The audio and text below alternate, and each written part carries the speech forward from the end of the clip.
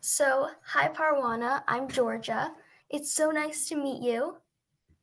Um, and I read your book. I found it beautifully written and captivating, and really interesting to hear about your journey, as a refugee and as a poet and a writer, and your journey of sharing your experiences, and informing people about displaced people's struggles. Um, so I'm eager for us to begin our interview. Starting off, I would love if you could tell me a little bit about where you are now and what your life is like now, compared to the time when you were writing about it in the book and what it was like in Moria camp. Thank you very much, Georgia, for this interview and sharing my voice in your platform.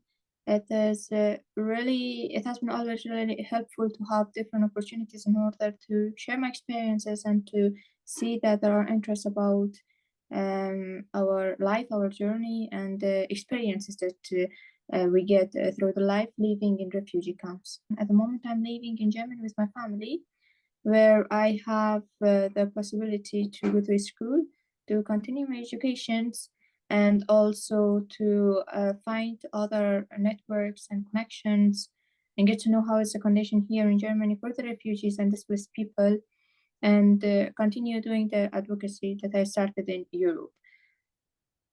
To be honest, life in Germany is completely different comparing to how was it in Greece. Like one can have the basic rights. I'm not to struggle for the right to go to school and not to get the documents or to fight for the freedom of movement. But it is not the same for all people. So there are some people that they are really struggling for getting their documents in order to start your life. But we are, basically fighting for them and advocating their rights, pushing the government to, make the process for the people arriving from margins of Europe easier. Yeah, that's really interesting to hear. Your life is so different now, but you're still fighting to, help the other people. Many people they're asking me that why I'm continuing, the struggle that I started in Greece, but the answer that I can give is that I didn't start as a struggle to make my own life better. This struggle was started in order to make the life for the refugees and displaced people different, and to make sure that all the people that they are escaping the danger and safety are going to get their basic rights wherever they are seeking refugee. So this will be continued. And the systemic violence is still going on. So as long as it is going on, for me and other people who are standing in the front line, we are not to stay silent. And there are different form of sort of the way that we are continuing our struggle. If it was not for standing against the construction of the camp, so that was basically in Greece. Now it is against deporting people. It is against not restricting the borders of Europe. It is to give the right for people to apply for asylum and to get to have the right to have a lawyer when their cases are in risk. So there are other forms of the struggle that we are still continuing. I am really sorry that the world is not taking the issue with Afghan girls serious. And the topic is not only about the girls not going to school.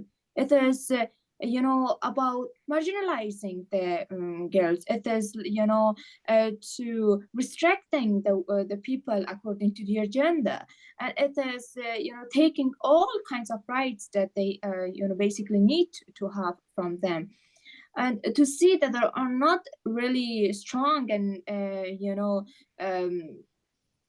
completely connected actions against this condition. It is basically a scandal. It's really shameful. Yeah, I totally agree with you. And I know that in your book, you say that, you writing poetry is your way of sharing the experiences of all these people and fighting to get them the basic human rights that they and every person deserves. Um, do you feel that it is in a way your duty with your writing? Poetry and writing was basically the only way for me to express myself. So in order to break this border that they, restricted me not to speak up, not to, criticize, not to oppose the condition, I decided to write, even that it was anonymously, that I was named in my first book as a migratory girl, that for 4 months nobody knew that who is writing these letters from Moria. Mm, that was the only way for me to share my voice and to make sure that there is a place for me, a safe place for me. I can express myself, and there are people that are reading me. Knowing that other people are willing to know about the condition, I said, why not to continue it? And why not to use other forms of writing and literature to talk about the facts, to talk about the injustices, and to continue this struggle, which is what started as with writing. So I see myself in the first place a writer, and the second place an activist. And I believe that my poems are politically, because it was clearly, criticizing the state, criticizing the world, and criticizing the government. Writing and poetry is, there's something like it's kind of unlike any other thing. It's like a form of art, and it's not only, getting people involved, but it's really like getting them in the moment. You're kind of making them feel what you feel through your words, and it's a way to connect them and to help them people understand. So, I want to know, like, how has writing been a part of your life, since you were younger? Like, have you always sort of been writing, or did you just start it? And how has it shaped your life? Has it been a form of escape, or does it like connect you deeper to the issue? The book We Will Fly Higher was written in Arizona. In the beginning, you will read a very short statement from myself that says that sometimes words need a rhythm to find their way and make the revolution in your mind. That is when my poetry forms. This was the idea. Um, I was also writing the letters in the same way. I wanted the people to think themselves. I didn't want the words to give them and to tell them that this is the reality, or this is the fact, or this is the way that you need to know about the condition. No, I was opposing this, and I was thinking that the people needed to, decide themselves. In some of my poems, it is really clear to understand, like, how is it, what is the story behind it. Like the first one, which says we are burning. I was really shocked by the accident that happened in Moria, with the life of a child that was burned in the fire in Moria. So I was really shocked, and I didn't know what to do. And suddenly the words and everything, like the attention came up to me, and that was the time that I just wanted to write something. And then I noticed that nothing but a rhythm is behind something that I wrote. And that's the time that, the poem We're Burning is coming. And when I'm saying that it's basically really political, because it was a time that people were addressing all the problems to the refugees, saying that they need to leave the highland. And in some verses, I'm, mentioning and saying that who dares imagine the screams of the baby burning? The baby was crying, was crying, was crying. The baby was burning, a bundle of coal left. Where are those who cursed us? Those afraid we threaten their wealth. Come on and see. Do you dare to look at the sun? Better avert your eyes, hide and lock yourself in your homes. We are silent so that you hear us. That is the time that I got a video. The people were screaming to a boat that recently arrived, and the time was saying that leave the highland, leave the highland. And they had, they were spending all the night in the sea without nothing. They were in a dinghy and nothing else around, and the people were not allowing them to get to the shore. So that was really shocking. And when the two of these scenes and the stories happened, that was something that I wanted to write about it. But writing a poem in Afghanistan, it was totally different. I was not really focused on political poems. That I was really in the book We Will Fly Higher. So, your poems have changed and grown as you've seen, these terrible things happening, the fires in the Moria camp, and the people being forced to leave. Your poems have become like more politically focused. And I remember one of your poems, Every Night Before Sleep. You talk about how at nighttime it's when it's your time to write, and you talk about how you dream of your own special world where education is a given right, and human rights aren't compromised for people. Would you say that the nighttime is the time when writing is kind of the most alive? Would you say that it's a time when you can reflect on everything and you can really think about what you'd want if you could create your own world? Yeah, that to be honest, that is one of my favorite poems, because uh, it's really simple, but it is something that's coming. It's reflecting myself in many levels. Nights in the camp, it was the most difficult time for me. Before sleeping was the time for me to review all the stories that I got from people. But it was also a good time for me to write. There was not other things to do, and was something to release myself out of many of the sort of um, kind of pressures that I was going through. I had a conversation with a psychologist, and sharing that I'm feeling so much pressure because I think that I have the responsibility to fight for the right of the children to go to school, and I feel responsibility to address the problems and with the international connections that I have, and also feel the same thing with the stories that I get, and some people that they are lacking their basic needs. I don't know how to control everything, but I think that I want to do that. They were suggesting to write because writing was something that I was showing interest about it. Then it was like I was forming my pains to sort of art. You have already mentioned that poetry is form of art. It is. Art and activism is very strong. It is like two weapons for those that they are in the front line. So we cannot really basically, say that it is separated, like art is separated from activism. Activism is separated and cannot be connected to art. They've always been like that. I mean, so connected to each other. As it was growing from something you were doing to meeting with other people and having them help you, and then eventually like getting a book published, how did that feel? You are having people see it and you're sharing it with the world. In the beginning, I was always thinking that people really don't want to know about culture. They know, but they really don't want to do something. Continuing writing and sharing more about condition, I got to know there is a big gap of having information from our side to the people that they are in the other side of the world that we are restricted. So to break this further and this wall, I always wanted all the people to come and to be in the camp and to see the condition themselves.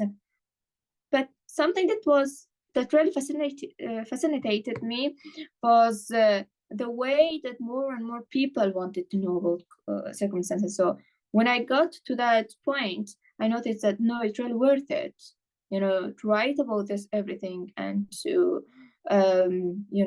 share the reports and the stories about different people and communities. It's really worth it because people are really paying attention. But when I got the first news that my book is going to get published, it was a very big feeling, because that time I was like, yes, this needed to happen, because at the end there are some kind of documents for the people that they will arrive after me, that these things happened, and after having different actions, this change also happened.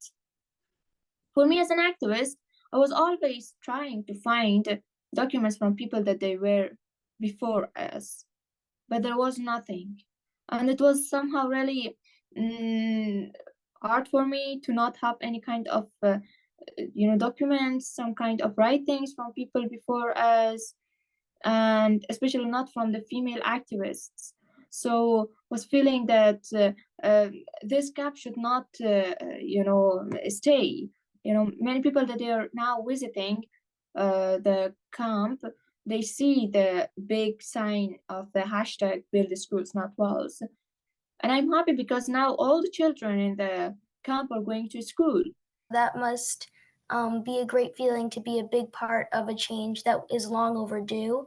And you are making the people who have not experienced these things aware of, displaced people's like journeys and their struggles and, the rights that they aren't always given that they deserve. How has Stone Soup played a role in you getting your work out there and getting your book published?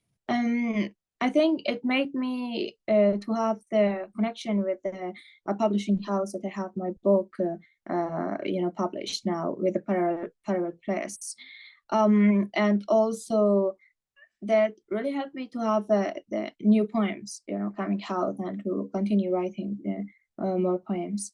The platform was the first time that gave me the opportunity to have my poems, published. And I'm just curious to know, what was the process of publishing your book like? How much editing went into it? Did you have to do a lot of revision of poems, or did they mostly stay the same?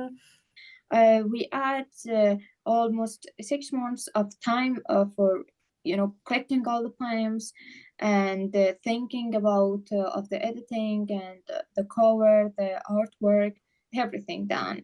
And during this 6 months, I also needed to work with one of the artists that was working with me for one of the poems.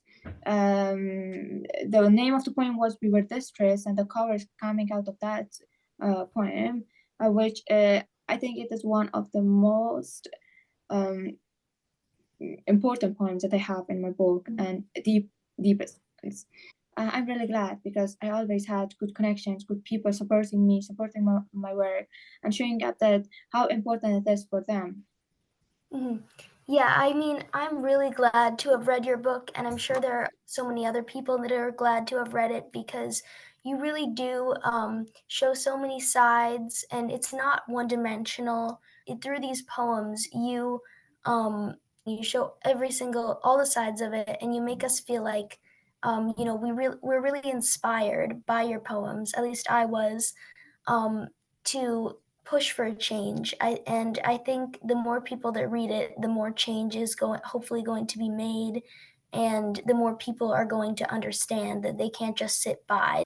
I wanted to ask if you had a favorite or a couple favorite poems. I think the poem "The Displaced," it's one of my favorite ones, because it's like I was reviewing all my story, and I was trying to, involve it in a single poem. It is one of the longest poems that I have in the book "We Will Fly Higher," but also the poem called "There's Never Ending Struggle." It is one of the poems that I got inspired by one of the biggest protests that I organized for the right of school and education, with hashtag "Build Schools Not Walls." The poem that is called "Όλα τα παιδιά στο σχολείο," which is a Greek title, but the poem is in English. That means that all the children in the school. That is also one of my favorite ones. But there are also some other, soft poems that's not really rough and so direct or political, like the one that is called "The Bride of the Snow." I think that is one of the lively ones because it is also showing that we see the beauty out of this hell that we were living. And I think all of them, there is a story behind it, and all stories matter. It's probably hard for me to pick a favorite because they're all so different and they're all so beautifully written. I highly recommend this book to anyone. It's a beautiful book. The poetry is beautiful. Do you have plans for like publishing any more poetry? I'm still writing poems. And basically, in some kind of exhibitions that is taking place in Germany, they are also asking me to be part of this exhibition and to share my poems.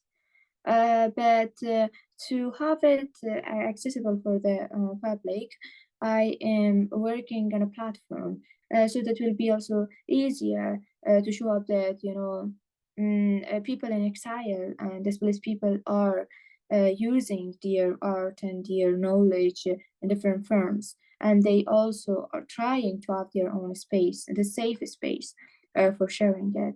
And hopefully that will be also a space for many other refugees to share their poems, because supporting the poetry is supporting the loud voices, especially when it is coming from marginalized people. Well, I definitely look forward to seeing more of your work. Thank you again for doing the interview. And yeah, it was so great to talk to you. Thank you, Georgia.